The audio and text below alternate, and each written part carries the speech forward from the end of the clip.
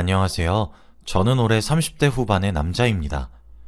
지금 생각해봐도 저한테 이런 일이 일어난 게 꿈 같아요. 그만큼 아직까지 믿기지 않고 이해할 수 없는 일이었습니다. 세상에 어떻게 이런 일이 있는지 정말 놀라울 따름이네요. 제 이야기를 듣고 여러분들은 정말 평범한 가정 환경에서 자라왔다는 걸 알아주셨으면 합니다. 저희 집은 부모님과 저, 그리고 남동생, 이렇게 4명이서 살고 있었어요. 가족끼리 사이도 좋고 친해서 딱히 독립을 하거나 하지도 않았죠. 그중 남동생은 같은 남자인 제가 봐도 정말 잘생겼습니다. 저는 평범한 얼굴이었는데 모든 유전자가 동생한테로 갔는지 키도 컸고 얼굴도 잘생겼죠. 그래서 여자들한테 인기도 정말 많았습니다. 만나는 여자는 자주 바뀌었고 헤어져도 금방 다시 사귈 수 있었죠. 그런데 항상 동생이 고백을 하는 게 아니라 상대 측에서 먼저 만나자고 한대요. 그러다가 만나게 되면 동생이 먼저 이별을 통보하는 식으로 말이죠. 그런데 이성 문제만 좋지 않았지 다른 부분은 다 괜찮은 애예요. 어른들한테 예의도 바르고 가족들한테 반항 한 번 한 적 없거든요. 저희 집에서 아주 애교 덩어리였습니다. 저는 첫째라서 그런지 무뚝뚝하고 과묵한 편이지만 동생은 막내라서 그런지 부모님께 애교도 잘 부리고 부침성이 좋아서 어른들이 아주 좋아하세요. 그리고 형인 저한테도 너무 잘했습니다. 다른 사람들이 저와 남동생을 보고 아무도 형제 같다고 하네요. 동생이 그만큼 우월하게 잘생겼었습니다. 우리 형제는 다른 집 형제들과 다르게 사이가 굉장히 좋았어요. 서로 비밀도 없었고 연애사도 다 공유하는 사이였죠. 그리고 서로의 비밀까지 전부 다 알고 있었습니다. 저와 남동생은 최고로 친한 친구였어요. 저는 동생이 좋았고 동생도 저를 잘 따랐습니다. 그렇게 어릴 때부터 지내왔죠. 그러다가 제가 20대 후반이 되었고 결혼을 하려고 했어요. 원래 만나던 여자친구가 있었는데 제가 사회 초년생 때부터 사귀어서 굉장히 오래 만난 친구였습니다. 그래서 양가 부모님도 다 저희가 결혼을 하겠다는 것을 눈치채고 계셨죠. 집에 자주 놀러와서 식사 자리도 같이 한 적도 많고 여행도 간 적이 있었어요. 부모님도 제 여자친구를 좋아하셨고 남동생도 마음에 든다고 했습니다. 처음 소개시켜드렸던 게 엊그제 같은데 벌써 몇 년이나 지났더라고요. 여자친구는 외동딸이어서 집에 형제가 없습니다. 그래서 저와 동생의 각별한 사이를 많이 부러워해요. 자기도 동생이나 언니가 있으면 좋겠다고 하면서 말이죠. 그래서 셋이서 자주 만났습니다. 같은 또래이기도 하고 어차피 결혼할 사이니까 친해지면 좋겠다고 생각했거든요. 남동생과 여자친구는 친한 친구 사이가 되었고 저는 둘을 바라보면서 흐뭇했죠. 저와 남동생은 서로의 연애사도 다 터놓고 이야기한다고 했잖아요. 남동생은 여자친구가 자주 바뀌어서 들을 때마다 새로운데 저는 몇 년 동안 지금의 여자친구를 만나고 있으니 매일 싸우는 내용이 똑같았어요. 제가 한창 여자친구랑 많이 싸울 때 남동생한테 고민을 털어놓았습니다. 도대체 여자친구가 어느 부분에서 화가 난지 모르겠다고 하면서 말이죠. 그런데 정말 신기하게도 한 번에 맞추더라고요. 이런 말 하면 조금 그렇긴 하지만 확실히 여자를 많이 만나봐서 다 아는구나 싶었습니다. 그리고 동생은 문제점을 짚어주는 것으로 모자라 어떻게 해결해야 하는지까지 다 알려주었어요. 저한테 꽃을 사서 여자친구한테 사과를 하라고 하더라고요. 대사까지 다 정해주면서 말이죠. 그런데 꽃의 종류까지 다 정해주었습니다. 분명히 이 꽃을 좋아할 거라고 하면서 말이죠. 저는 그래도 꽃이 다 똑같지 않나 싶었지만 그래도 그때는 동생의 말을 듣고 사라고 하는 꽃을 사서 남동생이 정해준 대사를 여자친구에게 하면서 용서를 구했어요. 그런데 정말 신기하게도 그게 먹혔습니다. 그리고 제가 준 꽃을 보면서 어? 오빠, 이거 내가 제일 좋아하는 꽃인데 어떻게 알았어? 라고 하더라고요. 신기하게 동생이 여자친구가 좋아하는 꽃을 알았다는 게 너무 신기했습니다. 그때는 그저 많은 여자들이 이 꽃을 좋아하나 보다 싶었죠. 이 일 말고도 동생의 조언 덕분에 여자친구와 화해를 한 적이 한두 번이 아니에요. 아예 중간에서 조율을 잘 해주었습니다. 연애 선배였죠. 이렇게 몇 년 동안 연애를 했습니다. 여자친구는 남동생과 동갑이었는데 일찍 취업을 해서 지금은 직장인이에요. 둘 다 안정적인 직업도 있고 하니까 결혼을 미룰 이유가 없었죠. 이미 양가 부모님도 저희를 다 아시니까 결혼 허락을 받는 건 무척이나 쉬웠습니다. 몇 년 동안 서로의 집에 들락날락거리면서 인사도 드리고 친해지다 보니 말이에요. 일사천리로 결혼식이 진행되었죠.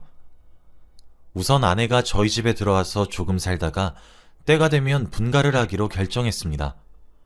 아내도 저희 가족을 불편해하지 않았거든요. 그리고 아내가 먼저 저에게 시댁살이를 하고 싶다고 말을 했습니다. 결혼 초 아니면 시부모님과 같이 못 살 것 같다고 하면서 말이죠. 너무 기특하고 고마웠습니다. 아내가 집에 들어오니까 집안 분위기도 훨씬 더 살았어요. 매일 저녁마다 같이 가족들이 거실에서 과일을 깎아 먹으면서 TV를 보며 하하호호 거렸죠. 이런 소소한 일상이 저에게는 너무 행복했습니다. 안정적인 가정 속에서 사는 게 너무 좋더라고요. 그렇게 반년 정도 살았던 것 같습니다. 저는 그래도 신혼부부니까 같이 분가해서 둘만의 오붓한 시간을 보내고 싶었어요. 가족들이 있다 보니까 확실히 신혼부부 같진 않았거든요. 제가 아무리 아내한테 분가를 하자고 설득을 해봐도 아내는 조금만 더 있다가 나 시부모님이 너무 좋단 말이야 라고 하면서 계속 밀었어요. 그래도 아내가 저희 부모님이 좋다고 하는데 어떤 남편이 막무가내로 분가하자고 할까요? 이런 아내 드문 거 저도 알고 있었습니다. 그래서 아내가 분가를 하자고 먼저 말을 꺼낼 때까지 기다려보려고도 했고요. 하지만 그러다가 1년이 지나가고 말았습니다. 그러면 저희가 1년이 지나니까 부모님께서 슬슬 임신 이야기를 하셨어요. 손주가 보고 싶다고 하면서 말이죠. 아내는 그럴 때마다 그저 웃으면서 넘기더라고요. 저희 둘 다 솔직히 아이를 낳을 생각이 있었습니다. 결혼 전부터 서로를 닮은 아이를 가지고 싶다고 입이 닳도록 말을 했거든요. 아내와 저 둘 다 임신 계획이 있었기에 이제 준비를 하려고 했습니다.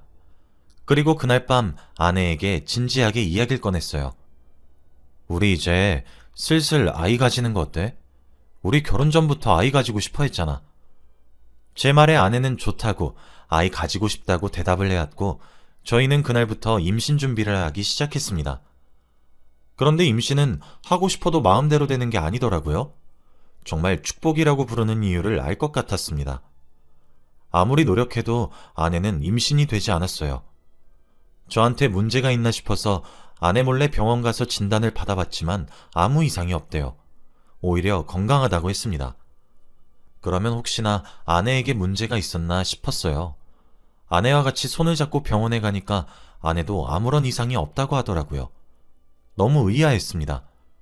둘 다 아무 이상이 없는데 왜 아이가 생기지 않을까 싶었죠. 결국 저희는 오랜 고민 끝에 인공수정을 하기로 했어요.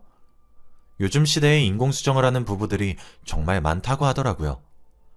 아내가 많이 힘들긴 하겠지만 제가 옆에서 많은 도움을 주려고 했습니다. 가족들에게도 다 말씀을 드렸죠. 어차피 인공수정은 잘 안 되는 경우가 많으니까 한 번에 성공하리라고 절대 생각 못했죠. 그런데 이게 무슨 일인가요? 아내는 인공수정 첫 시도만에 임신에 성공했습니다. 의사 선생님도 이런 경우가 드물다고 해요.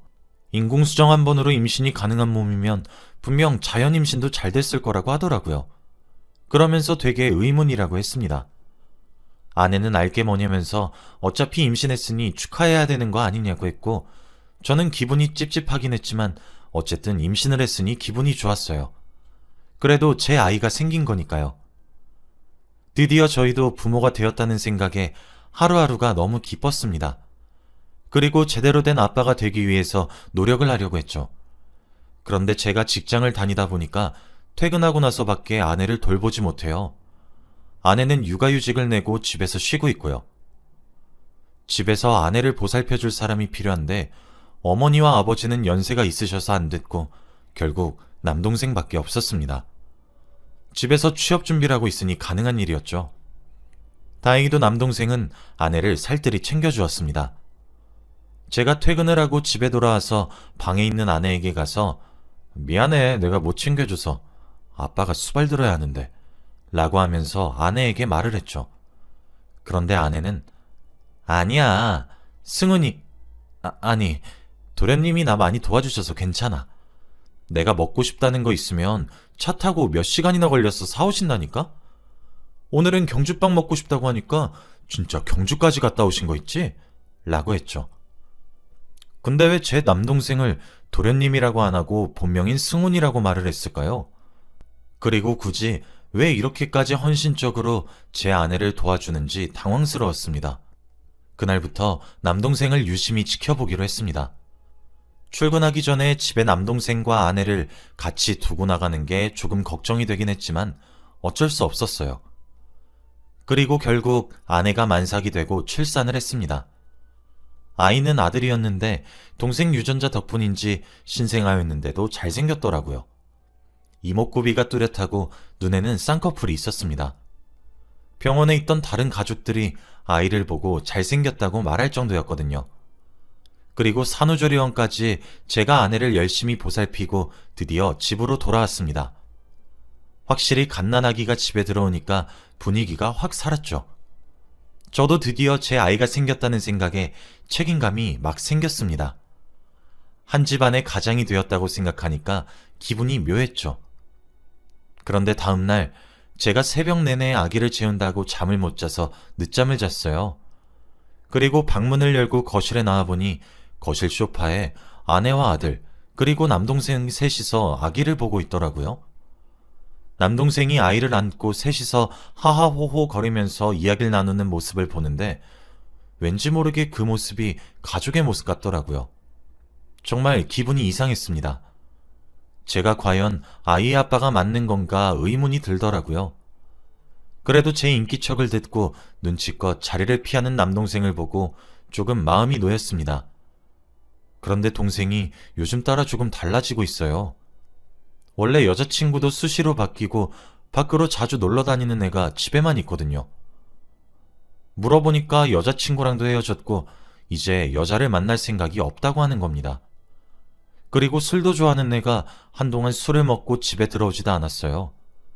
갑작스런 동생의 변화에 조금 많이 당황스러웠습니다. 제가 왜 갑자기 이렇게 바뀌었냐고 원래 이런 사람 아니지 않냐며 물어보니 동생의 대답이 조금 이상했어요. 이제 나도 철 좀 들어야지. 이 말을 내뱉고 아기한테로 가서 기저귀를 자연스럽게 갈아주더라고요. 그때 느낌이 이상했습니다. 동생이 분명 제 아들에게 부성애를 느끼고 있다는 생각이 들었죠. 그리고 솔직히 제가 남동생한테 질투를 느낀 것 같아요. 저보다 제 아이와 더 붙어있는 시간이 많으니까 혹시라도 나중에 아이가 커서 저 말고 동생한테 아빠라고 하면 어떡하나 싶었습니다. 그리고 아내가 아빠인 저보다 동생을 더 듬직하게 여기면 어떡하나 싶었죠. 그날부터 저는 아빠 노릇을 열심히 했습니다. 동생의 기에 눌리면 안 된다고 생각했거든요.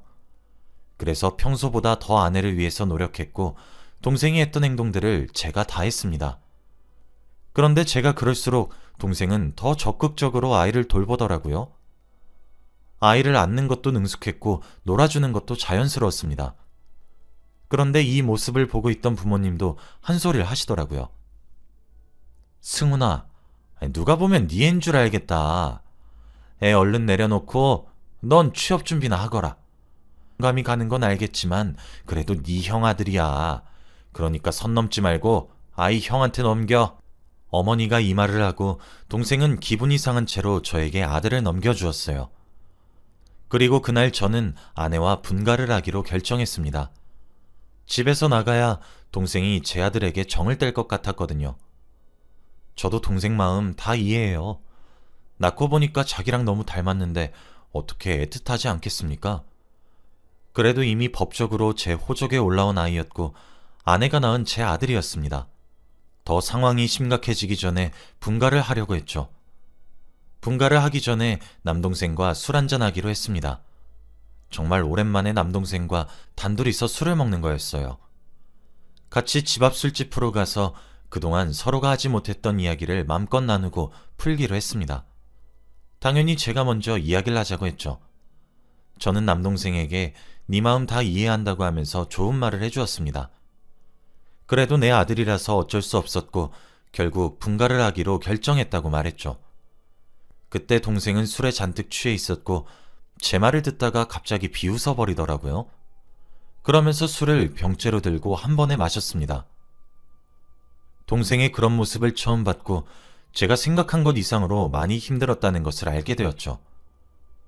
그런데 많이 취한 동생은 저에게 충격적인 말을 했습니다. 형은 진짜 아무것도 몰라. 당신 와이프가 내 첫사랑인 것도 모르고 형 아예 안 낳으려고 민영이가 맨날 피임약 먹었던 것도 모르지? 내가 민영이를 얼마나 좋아했는지 형은 모르지?